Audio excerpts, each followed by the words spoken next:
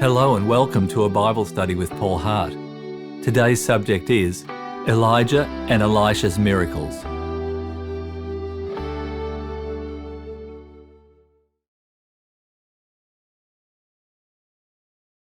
Elijah and Elisha's miracles, study 15, death in a cooking pot.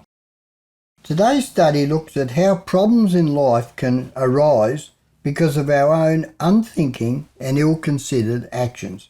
However, God has a wide variety of solutions, all miraculous in their own way.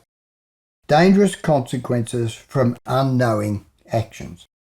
Let's read 2 Kings chapter 4 verses 38 to 40. Elisha returned to Gilgal, and there was a famine in that region. While the company of the prophets was meeting with him, he said to his servant, "Put on the large pot and cook some stew for these men." One of them went out into the fields to gather herbs and found a wild vine. He gathered some of its gourds and filled the fold of his cloak. When he returned, he cut them up into the pot of stew, though no one knew what they were. The stew was poured out for the men, but as they began to eat it, they cried out, "O man of God, there is death in the pot," and they could not eat it.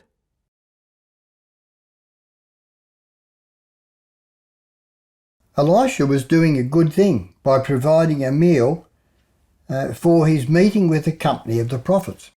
A large pot of stew was being boiled up by his servant. Being helpful, one of the prophets went to gather herbs and found what he saw as a very productive vine. Of these gourds he found a cloakful. However, he nor the others knew what they were. The actions that followed led to the poisoning and bitter taste of the stew. They cut them up and boiled them in the pot. This is a low temperature extraction technique, and today we still use it when we cook casseroles or make broths or so on. In this situation, they did not seek to take advice from anyone, but went ahead. It is this feature that often leads to distressing problems in life. We need to recognise that we do not have all knowledge, and not all actions in life are safe and have good short and long-term consequences. A moment of prayer and careful seeking advice about the melon's food usefulness would have prevented this disaster. Just ask someone and check, or wait. Wait is one of the most powerful words that the Lord often says to me in my ministry as an elder in the church. First, taste revealed the severe danger in the prepared stew. Death in the pot, they cried out to Elisha. There is a Middle Eastern vine called Citrus. How do they spell this? Colocynthus. Now that's a good guess at how you say it. Which is a bitter apple or cucumber producing small round watermelon type fruit. This grows in the area even today and is a poisonous, laxative, irritant, and can cause paralysis and even death. It has been banned by the FDA for food and medicines in 1991. This drought-resistant plant has a very large and long taproot and is ideal for dry desert-like conditions. Its seeds can produce and does make a locally produced flour and bread, but they must be roasted or even treated first. This method of food preparation used by the prophets was perfect for making a poisonous mix. Obedient faith actions produce miracles and solutions. Let's read from 2 Kings chapter 4, just a single verse, verse 41. Elisha said, "Get some flour." He put it into the pot and said, "Serve it to the people to eat." And there was nothing harmful in the pot. Elisha called for some flour, and he added it to the pot of stew and commanded it to be served immediately. This was not a science or medical solution, disguising or softening the taste, very doubtful, absorbing the poison, impossible as the enzyme in the mouth saliva start breaking down the flour carbohydrates to glucose sugars immediately. It was a miracle, and the proof was a lack of harm to the people who ate it. The cooks obeyed, and a miracle resulted for them. Moses' obedience. Let's look at a scripture there from Exodus chapter 15, verses 25 and 26. Then Moses cried out to the Lord, and the Lord showed him a piece of wood. He threw it into the water, and the water became sweet. There the Lord made a decree and a law for them, and there he tested them. He said, "If you listen carefully to the voice of the Lord your God, and do what is right in his eyes, if you pay attention to his commands and keep all his decrees, I will not bring on you any of the diseases I brought on the Egyptians, for I am the Lord who heals you." The solution to the bitter waters that they had come across was to throw into the water a piece of wood that the Lord had showed him. That's simple, yet it required faithful obedience to the Lord's instruction.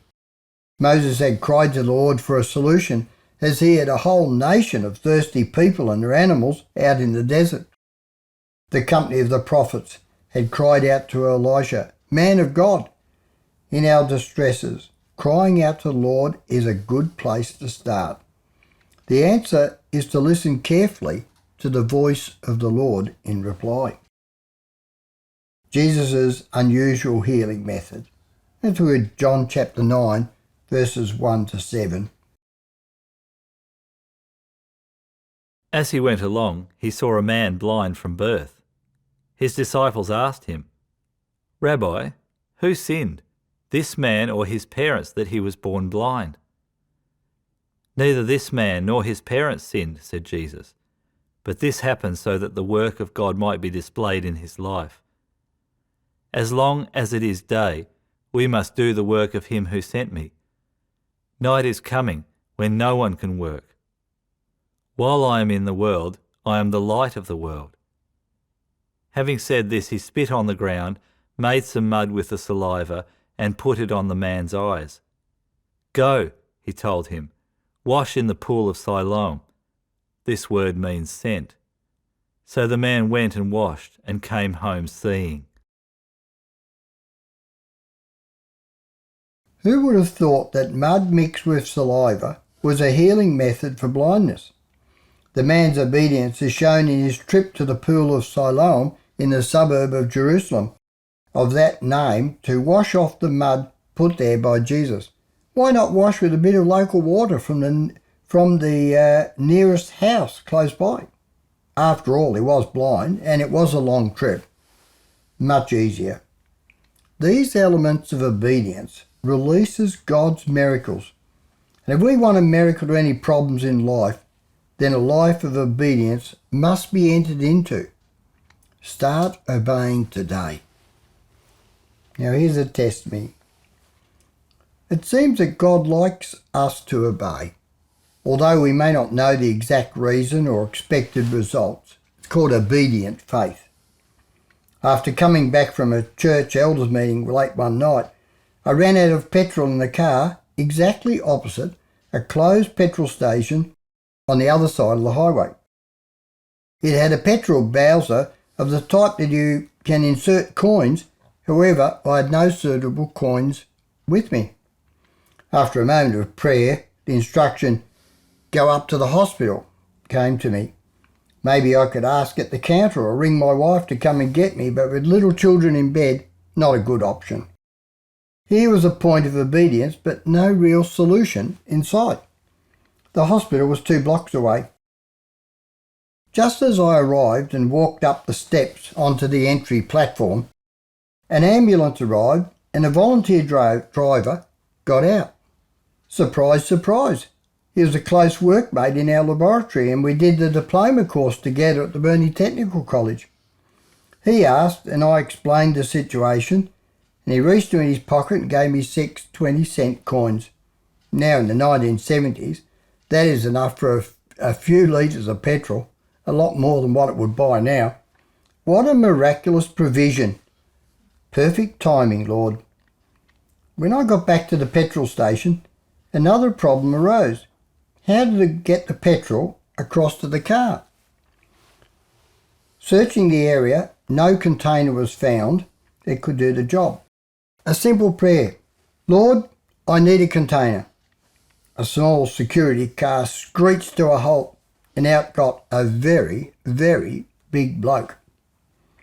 To his inquiry, I explained what the problem was, and to my surprise, he went to his small car and got out a jerry can with a statement, I put this in here this morning.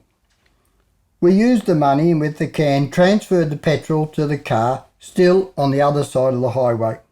And with many thanks to the Lord, I was on my way home. Was it an angel, some have asked since? I don't know. But in heaven I'm looking forward to finding out. God has his wonderful ways. He's asking us to trust him and just keep obeying, and he will send the helpful results. God bless you all.